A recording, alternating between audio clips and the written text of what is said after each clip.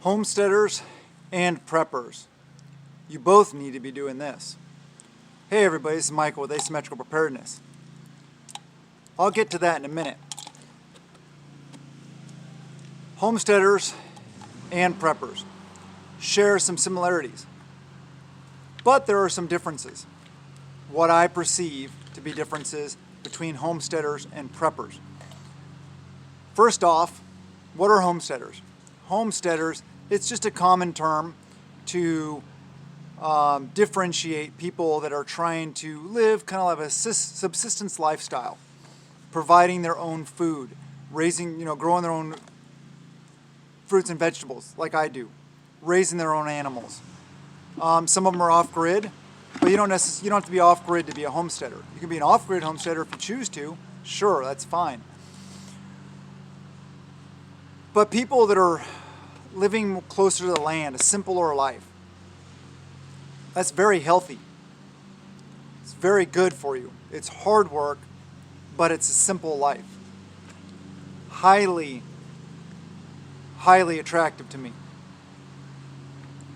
Then there's preppers.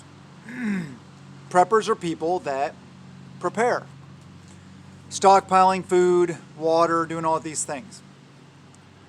A lot of people are what I call Amazon preppers. And that's not necessarily a negative thing because, hey, at least those people, even if you're one of them, at least you're getting prepared. At least you are further along in the journey than a lot of other people, than the vast majority of people. So if you just prep from your computer, from your tablet, from your cell phone, ordering stuff on Amazon, well, hey, I'll give you a thumbs up for at least doing that. Before I forget, talking about thumbs up, can you give me a thumbs up on the video? And subscribe, I'd really appreciate it. Share the videos, comment below. The comment section is where you guys can really interact with each other. You can help each other out. You can ask questions, get questions answered, all this kind of stuff. It's very important. So at least we're all at different stages on our journey. I have what I call a mini homestead because it is a mini homestead. I don't have 10, 20 acres. I don't. I have now, I think I have 21 or 22 raised beds. And let me see, I have 12, 19, 21, 22. I have about 25 containers also. So about 21, 22 raised beds and about 25 containers consists of my garden, as well as an area that's right back over there. You can see the rocks a little bit in the ground that I just put topsoil on, put rocks on, and my area over here for the berries. We got a name for it, by the way, Berryville. Whenever I build the enclosure, I'm gonna put up a sign and probably like wood burn into it, wood burn in Berryville. So that's our term. Instead of berry area or berry patch, we came up with Berryville. So I'm liking that. What I encourage homesteaders and preppers both to do is to be a little more like each other. Like this. I'm hoping, and I would highly advocate, preppers to also be homesteaders and homesteaders to also be preppers. A lot of homesteading, like I said, comes along with you're producing your own.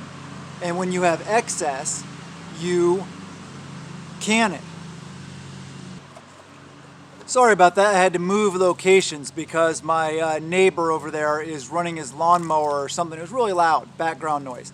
Anyway, yes, you can your excess, or you dehydrate it, or you freeze dry it and stuff like that for use in your pantry, just like our forefathers did. My grandparents always had a well-stocked root cellar,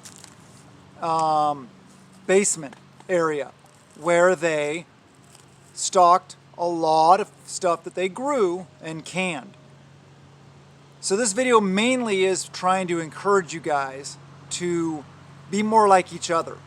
Incorporate as much of the other aspects as you can into your prepping, preparedness, lifestyle, homesteading.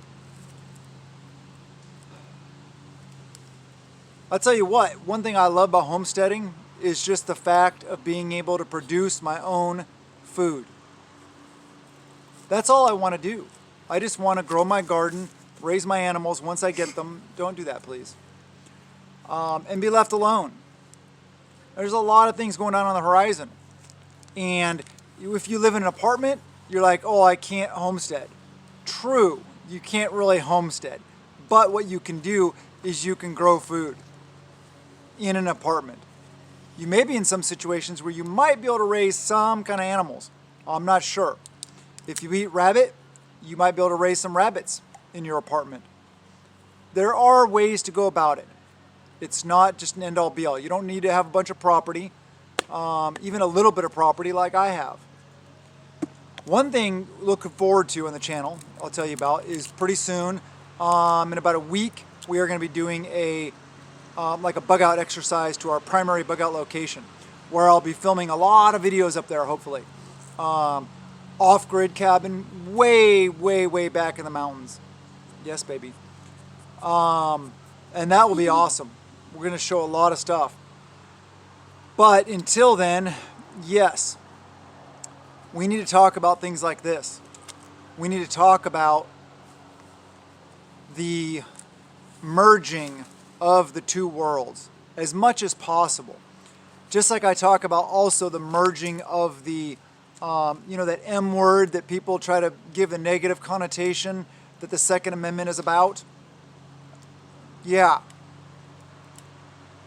Those people need to merge with homesteaders and preppers so that they can be the supply train, for the more tactical side of things. This is why forming groups is so important. I talk about that all the time. Homesteading groups, prepper groups, tactical groups, and then incorporating them, getting them to meet and have agreements where they can work together. That's very important. But yes, if you're a prepper, try to do as many of the homesteading type things as you can. If you're a homesteader, then definitely make sure you're prepping also, that you're stockpiling food and water and all the things. Self-reliance is key, that you're able to grow your own animal feed and or have places for them to forage for it naturally. Sustainability, long-term sustainability is going to be key. I have a feeling that we'll be seeing in very short order how this will come into play.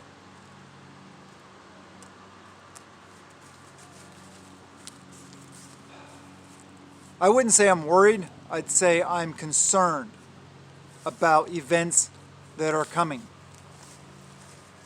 And the more that I can get out here and teach you guys things, I'm going to be doing better about that. Empowering and uplifting you guys, though, is my primary focus. I can't do things for you. I can't teach you everything. I can't do everything. You have to get up and do. Like I said in the beginning, even if you're just an Amazon prepper, hey, at least you're that. But I encourage you guys to get outside your box, outside your comfort zone, and do more. Please. This is vitally important for your ability to have long-term sustainability, to weather a storm, no matter how long it is, whether it's 6 months, whether it's a week, whether it's years. If we have collapse, if we have civil war, if we have world war, if we have any of these type things, it's going to be a long-term event. There's a lot to think about. There's a lot to process. Is this buttercup? That is a buttercup. Good job. She identified a buttercup. Good job, baby girl. Yep, Dad. Remember also, like me talking with her, what's truly important. Why are you doing this? Why do you prepare? You prepare for your family, for your loved ones, for friends, extended family, tribe, all these things. We have to be ready for what's coming. So I highly encourage you guys to Homestead if you're a prepper, and prep if you're a homesteader. I love you guys. Have a wonderful day, and blessings to you and yours.